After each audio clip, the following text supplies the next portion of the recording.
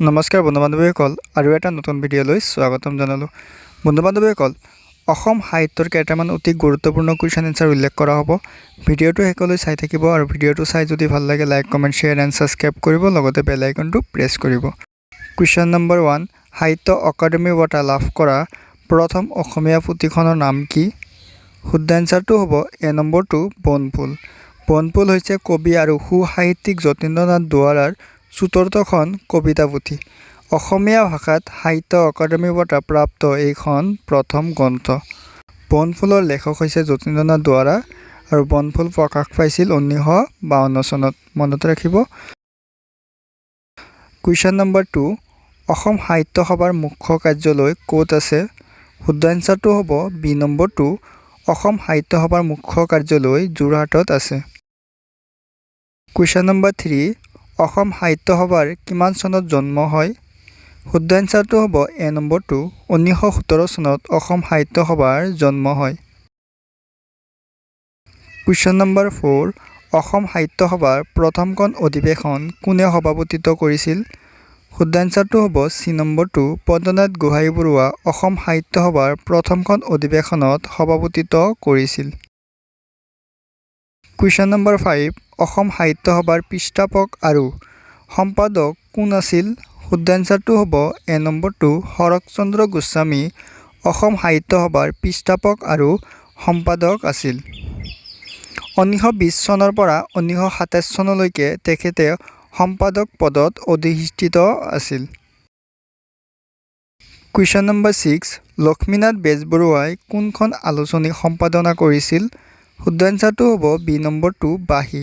লক্ষ্মীনাথ বেজবৰুৱাই বাঁহী আলোচনীখন সম্পাদনা কৰিছিল। কুৱেশ্যন নম্বৰ 7, অসমৰ প্ৰথম শিশু আলোচনীখনৰ নাম কি? শুদ্ধ এনসাৰটো হ'ব চি নম্বৰটো, অসমৰ প্ৰথম শিশু আলোচনীখনৰ নাম হৈছে ল'ৰাবন্ধু।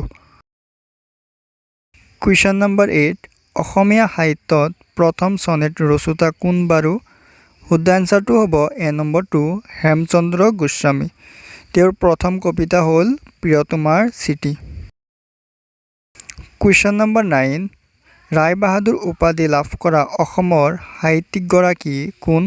শুদ্ধ এনসাৰটো হ'ব চি নম্বৰটোৰ, পদ্মনাথ গোহাঞিবৰুৱা ৰায়বাহাদুৰ উপাধি লাভ কৰা অসমৰ সাহিত্যিকগৰাকী।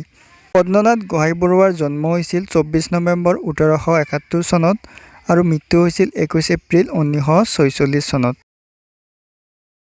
কুৱেশ্যন নম্বৰ 10, অসম ছাত্ৰ সন্মিলনৰ তৃতীয় বাৰ্ষিক অধিৱেশনৰ সভাপতি কোন আছিল? শুদ্ধ এনসাৰটো হ'ব এ নম্বৰটো, পদ্মনাথ গোহাঞিবৰুৱা। 1917 চনত ডিব্ৰুগড়ত অনুষ্ঠিত হৈছিল। কুৱেশ্যন নম্বৰ 11, অসমীয়া লোক সাহিত্যৰ প্ৰথম গৱেষক কোন আছিল? শুদ্ধ এনসাৰটো হ'ব বি নম্বৰটো, প্ৰফুল্ল দত্ত গোস্বামী। প্ৰফুল্ল দত্ত গোস্বামীৰ জন্ম হৈছিল 1919 চনত আৰু মৃত্যু হৈছিল 1994 চনত। কুৱেশ্যন নম্বৰ 12, প্ৰফুল্ল দত্ত গোস্বামীয়ে ডি ফিল উপাধি কিমান চনত লাভ কৰিছিল?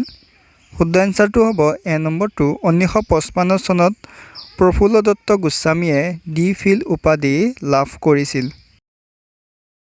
কুৱেশ্যন নম্বৰ 13, মামণি ৰয়ছম গোস্বামীয়ে কেতিয়া জ্ঞানপীঠ বঁটা লাভ কৰিছিল? শুদ্ধ এনসাৰটো হ'ব চি নম্বৰটো, 2000 চনত মামণি ৰয়ছম গোস্বামীয়ে জ্ঞানপীঠ বঁটা লাভ কৰিছিল। তেখেতে 1982 চনত সাহিত্য অকাডেমি বঁটা আৰু 2000 চনত ভাৰতীয় জ্ঞানপীঠ বঁটা লাভ কৰিছিল। মনত ৰাখিব।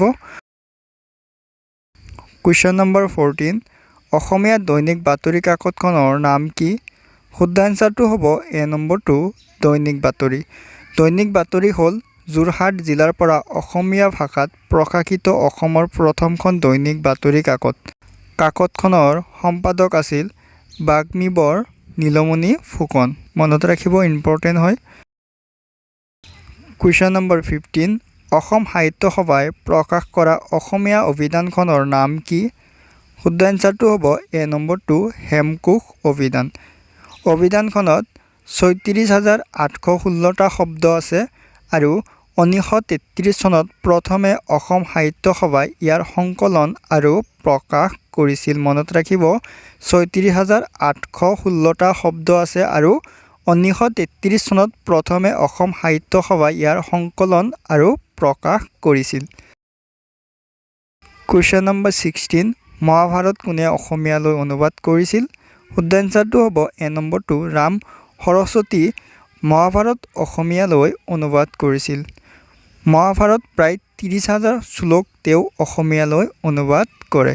মনত ৰাখিব 30,000 শ্লোক তেওঁ অসমীয়ালৈ অনুবাদ কৰে। কুৱেশ্যন নম্বৰ 17 অসমীয়া চুটিগল্পৰ পিতৃ কোন?